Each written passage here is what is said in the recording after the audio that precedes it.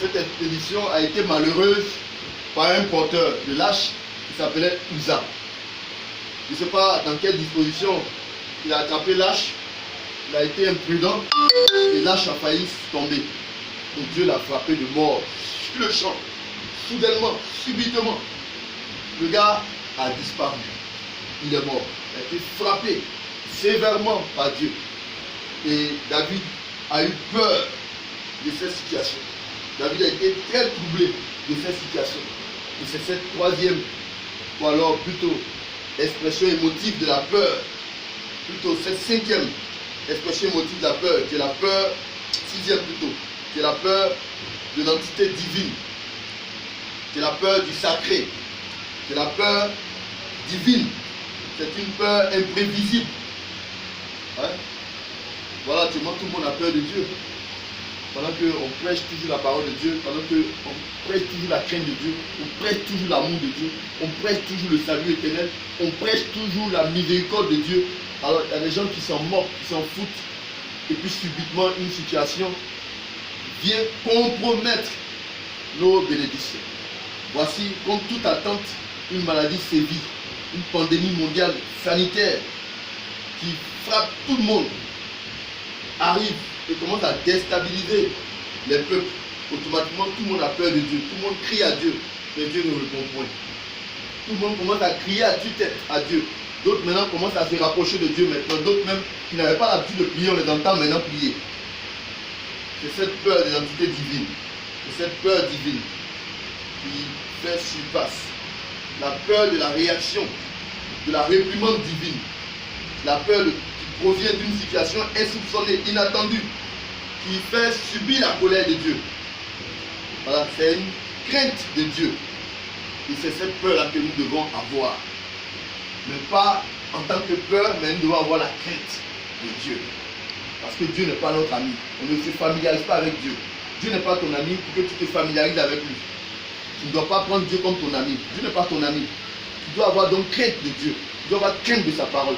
Tu dois comprendre que à tout moment, Dieu peut t'enlever aussi comme il a enlevé les autres. À tout moment, tu peux être frappé sévèrement par Dieu parce que tu pêches trop. Tu t'en fous de Dieu, tu t'amuses avec Dieu, tu prêches la parole de Dieu, tu t'assois dans les coins cabarets autres, tu te caches pour boire. Tu te caches pour aller coucher avec des prostituées et tu es en train de servir Dieu.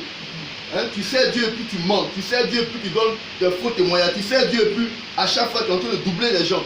Tu es en train d'arnaquer des gens, tu es en train de mamailler des gens. Tu es en train de soutirer l'argent des pauvres innocents. On connaît la parole de Dieu, tu fais n'importe quoi.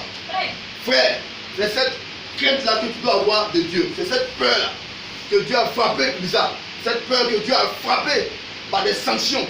Cette peur de la réprimande de Dieu que tu dois craindre. C'est cette peur-là qui doit animer tous les enfants de Dieu.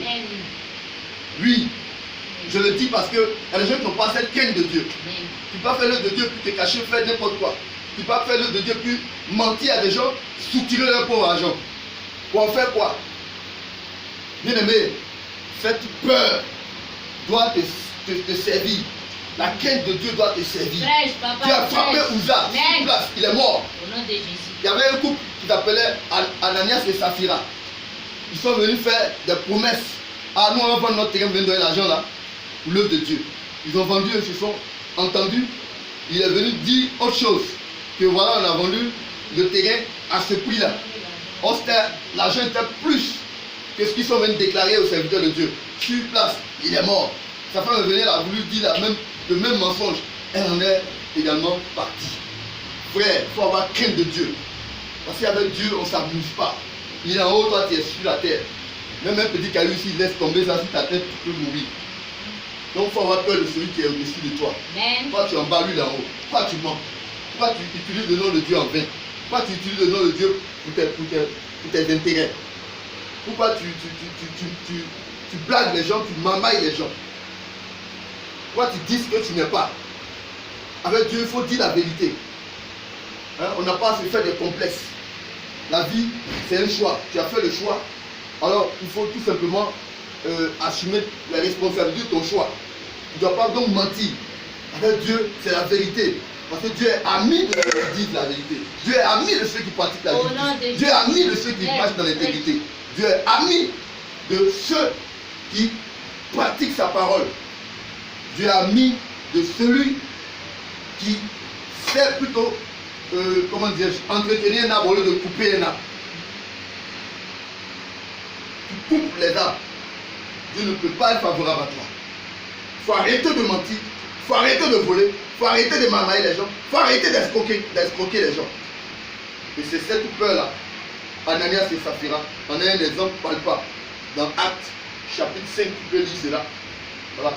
Quand on se familiarise à Dieu, quand on se familiarise au sacré, et quand on se comporte de cette manière, en fait, frère, tu as tort. Tu dois te rendre compte que tu as tort. Actes chapitre 5, tu peux lire Actes chapitre 5, tu verras l'histoire d'Ananias et Saphira. Il faut avoir peur de Dieu. Il faut avoir cette crainte de Dieu. Donc c'est cette peur-là qui nous amène à connaître la réaction de la sévérité de son maître.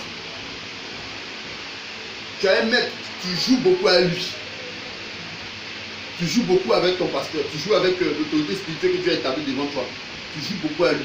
Mais à des moments où tu vas rentrer dans ces 10 mètres carrés, il va te dire des vérités. Des vérités crues. Alors c'est pas qu'il ne t'aime pas, mais c'est pour te cadrer, pour te recadrer. Il te parle ainsi. Que ça te choque et que tu changes. Parce que c'est le but qui est là, de faire changer. Donc la réprimande, le bâton, c'est pour faire changer l'enfant. Ce n'est pas tout simplement parce qu'on n'aime pas son enfant. On le corrige parce qu'on veut tout simplement qu'il soit recadré. On veut qu'il soit discipliné. On veut le remettre sur le chemin de la réussite. C'est pourquoi on met le bâton, on soulève le bâton pour le frapper. Parce qu'on n'aime pas l'enfant, mais on est sévère envers lui parce qu'on l'aime en réalité. Donc tout maître qui est sévère ou tout patron sévère, c'est parce qu'il t'aime en réalité. Il veut de ton bonheur, il veut de ta réussite. C'est pourquoi il est beaucoup dur, rigoureux envers toi. Donc ne traite pas ce patron de méchant. Bénis plutôt ce patron, parce que c'est un bon maître. Et c'est ce que Dieu est. Si Dieu était trop doux envers l'humanité, tout le monde risquerait de donner